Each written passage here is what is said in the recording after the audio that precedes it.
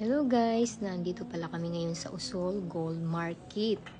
Kasi napag-isipan namin, napalitan namin yung wedding ring.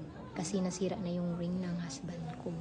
Ayun na nga guys, yung sinabi nila napalitan na lang ng ring. Yun na nga, tinimbang na yung ring namin naabot sa 2.7 gram, 21K. Nabili ng husband ko 700. Tapos tinimbang na yung kapalit ng ring namin. 3.3 gram guys, 21K. Yun na nga guys, nag-add lang kami ng more than 200. Nakuha pala namin guys, plain lang siya na ring, 21K. Yung price pala ng gold ngayon guys, sa 18K nasa 260.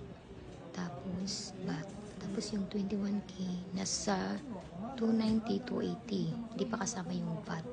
Maganda dito magbili guys kasi nagbibigay sila ng less percent. Ito na yung ring namin guys. Thank you for watching.